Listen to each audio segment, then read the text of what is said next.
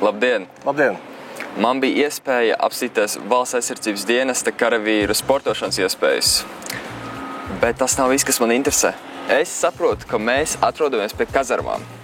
Vai jūs varat parādīt, kāds ir tā dzīvesvieta? Tieši tā. Pašlaik mēs atrodamies pie 2. mehanizētā kājnieku bataljona kazarmām, bet īpaši mums interesē tieši 3. stāvs, kur pašlaik dienestu aizvada Valsts aizsardzības dienests. Dodamies, aiziet!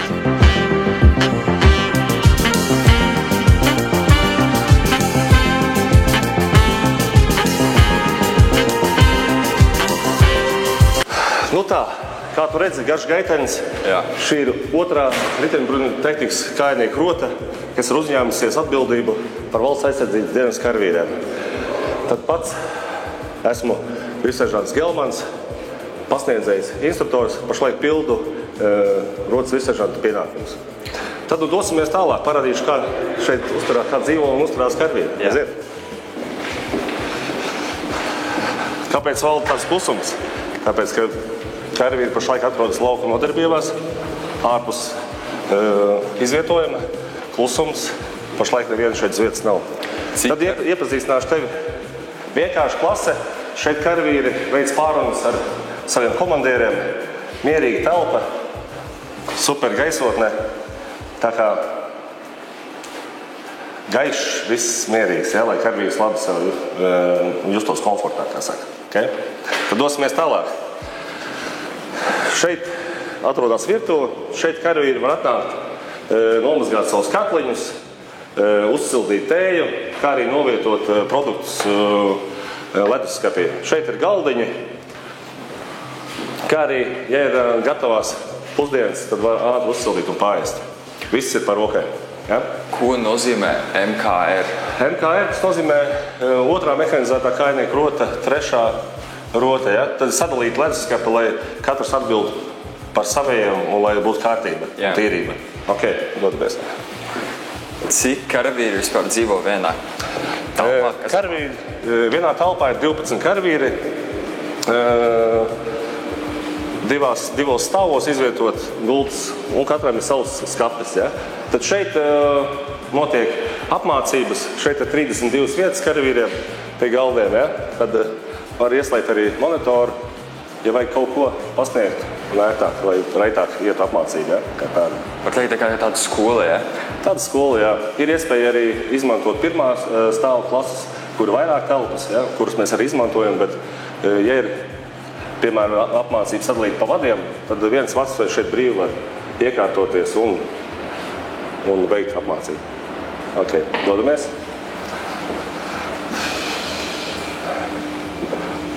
Šeit, var teikt, administratīvā zona ir beigusies, tad sākas mūsu ikdienas telpas, kuras mēs izmantojam. Šeit atrodas vīriešu dušas, toalets, kā arī veļas mazgājumās mašīnas.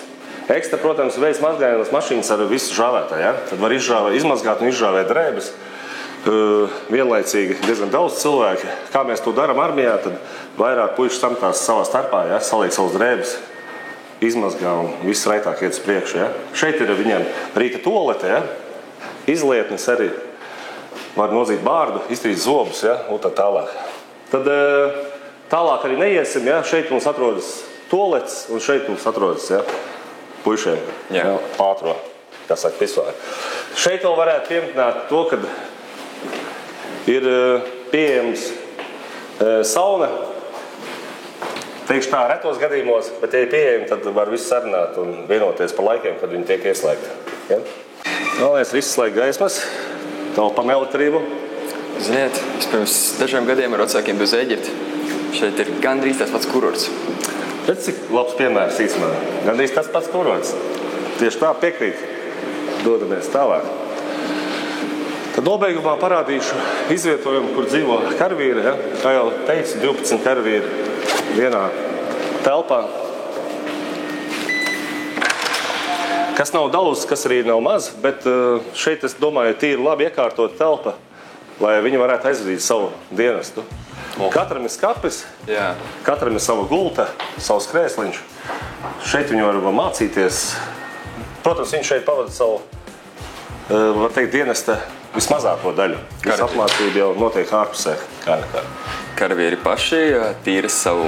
Tieši tā. Izvietojums tiek tīrīts katru rītu un piekotas, tā, kad nepieciešams. Piemēram, atnāko to mežu karavīri piestaigā, ja? Piesmērē, visu kaut ko. Visas vietas tad tiek uzkoptas telpas vēlreiz. Pēc nepieciešamības. Jā, tieši tā. Kur vispār jauniesaucamie pēc apmācībām liek ieročus?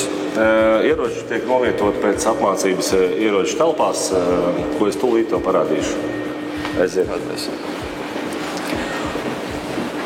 Vai vispār visiem jauniesaucējiem ir īsti ieroči ar īstām lodēm? Tieši tā, īsti ieroči. Ja paredzēta ir kaujas šaušana, tās ir īstas patronas. Ja ir apmācība taktiskajos sektorā, tad tās ir salūta munīcijas. Kas tas par šļūdenēm? Šeit ir ūdens padeve.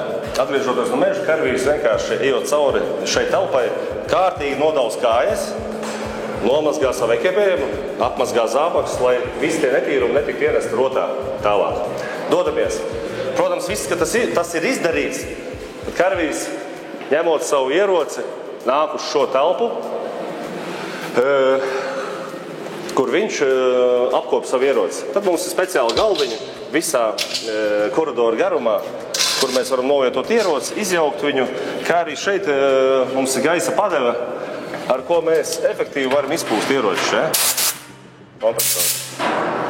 Kā arī detaļas,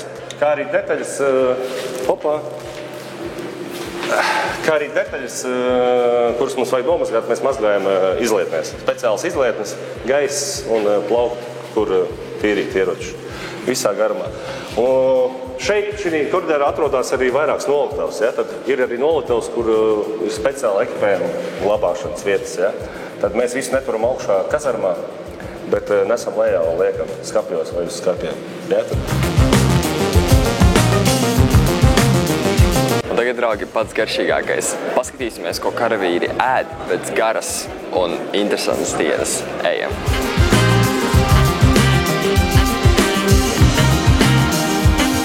Opā! Salātu bārs, kas tur ir. Tad mērcītes var uzlikt, vēl salātiņi, krūzītes, paplāts. Es pieļauju, te ir kafijas, šeit tu kafijas var uztaisīt. Suliņas, augļi arī. Ok, superīgi. Gaļa, ēdiens, kartupeļi, makaroni. Viss pēc kārtas. Te kaut kāda virtulīša, sviestiņš. Kas te tik nav? Wow! Šeit var reāli paēst. Zini, draugi, man no visu tā ēdiena baigi vēders sāk kurkstēt. Bet, lai es šeit paēstu, man jākļūst par valsts aizsardzības dienesta karavīru.